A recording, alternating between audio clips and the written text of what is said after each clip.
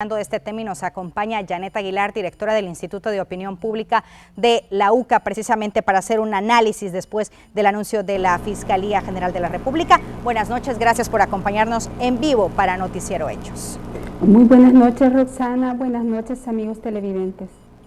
Directora, ¿cuál es su análisis después de que se conocieran de estas detenciones?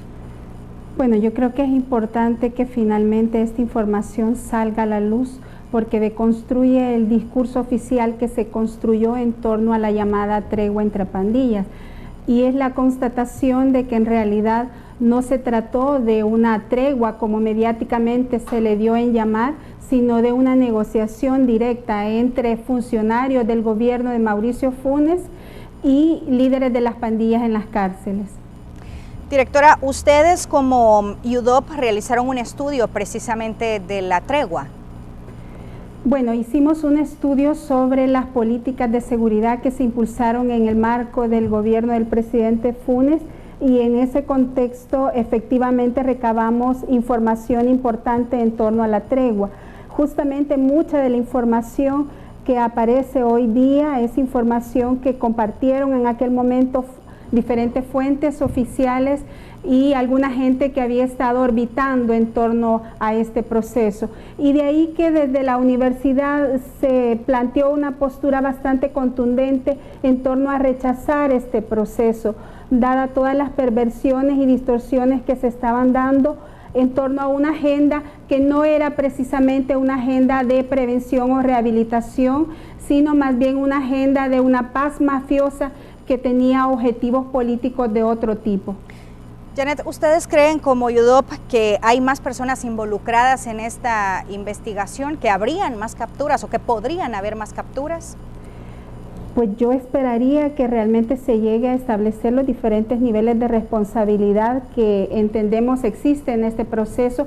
Muchas de las decisiones no se pudieron haber tomado por niveles intermedios, en este caso incluso el mismo director del centro penal no pudo haber tomado muchas de estas decisiones si no era con el aval de la autoridad política del momento. En este caso es claro que había alineamientos del general Munguía Payés en ese momento, pues que fungía como ministro de Justicia y Seguridad, y a quien se le atribuye la autoría intelectual de la tregua.